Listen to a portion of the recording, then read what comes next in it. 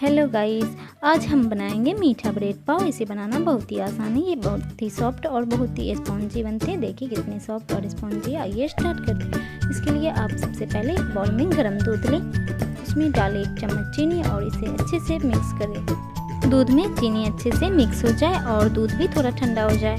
हल्का सा गर्म रहना चाहिए, बस गुनगुना गर्म, कि आप हाथ से चेक कर सकते हो, बस इतना ही। और इसे मिक्स करने के बाद हम इसमें आधा चम्मच ईस्ट डालेंगे। ईस्ट ताज़ी होनी चाहिए, तभी अच्छे से फूलेगी। और फिर इसे अच्छे से मिक्स कर दें हल्का सा, और फिर इसे आप ढक के 10 मिनट के लिए छोड़ दें। और फिर अगर 10 मिनट के बाद आप इसे चेक करें तो ईस्ट हमारा अच्छे से फूल जाना चाहिए। अगर ईस्ट नहीं फूली है तो आप इसे नहीं बनाएं, इस रेसिपी को बनेगी भी नहीं। और फिर देखिए ईस्ट हमारा अच्छे से फूल चुका 10 मिनट के बाद। अब इसमें हम डालेंगे मैदा। मैंने 1 बड़ा कप मैदा लिया है भरकर। और फिर इसमें थोड़ा सा नमक, चुटकी भर नमक डालें और इसे अच्छे से मिक्स कर दें। अगर आपको आटा कड़ा लग रहा तो इसमें हल्का गर्म दूध डालेंगे।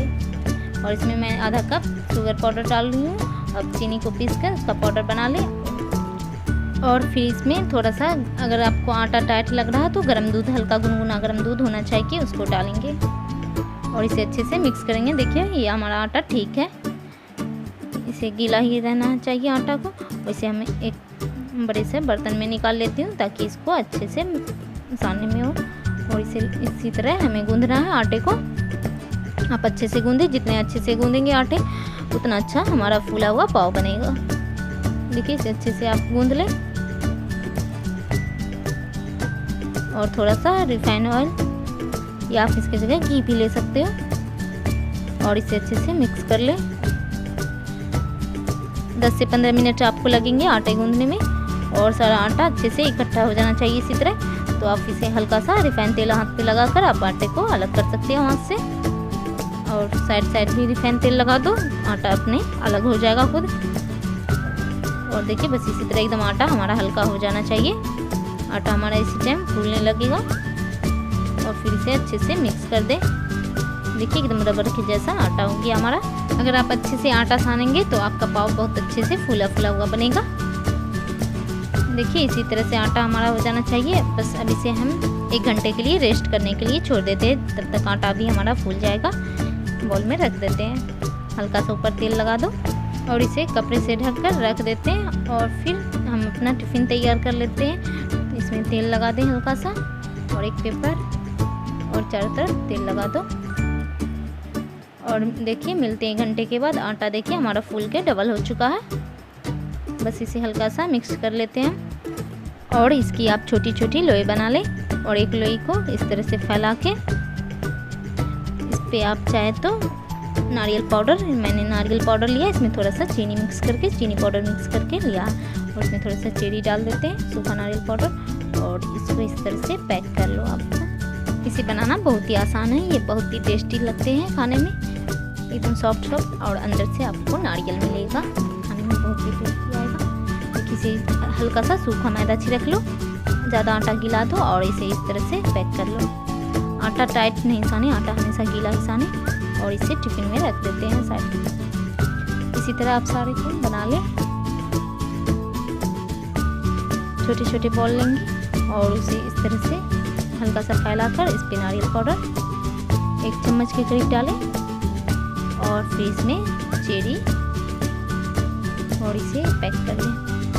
आप चाहे तो अंदर में काजू बादाम भी डाल सकते हो, उससे भी बहुत अच्छा टेस्ट आएगा इसमें। और फिर इसे इस तरह से पैक कर लेते हैं। सारे लोई को इसी तरह से आपको सारे पाव को बना लेना है। और इस पर थोड़ा सा दूध और चीनी मिक्स करके लगा दें। आप दूध में चीनी को अच्छे से मिक्स कर लें और ऊपर से लगा दें, इससे अच्छा कलर आएगा।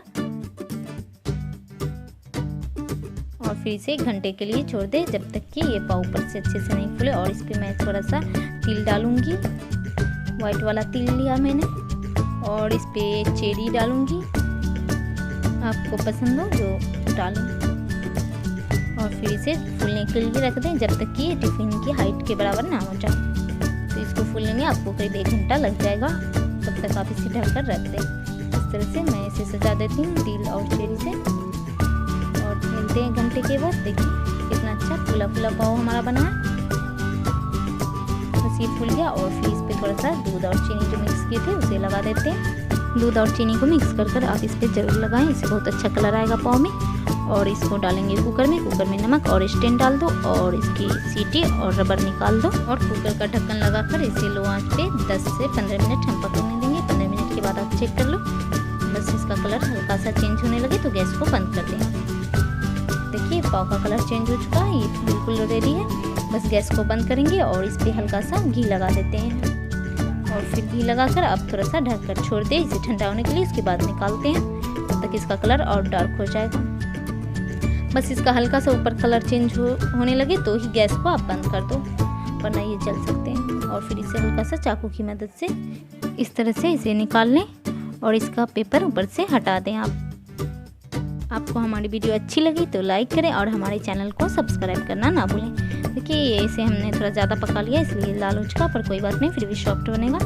देखिए मैं दिखा देती हूँ, अभी गर्म है फिर भी सॉफ्ट है। ठंडा होने के बाद ये और सॉफ्ट होगा। इसे ठंडा होने के लिए रख दें और फिर देखो कितना सॉफ्ट और स्पॉन्जी हमारा पाव बनकर रेडी हुआ। इसे अंदर से भी एकदम टेस्टी और खाने में भी आपको बहुत पसंद आएगा।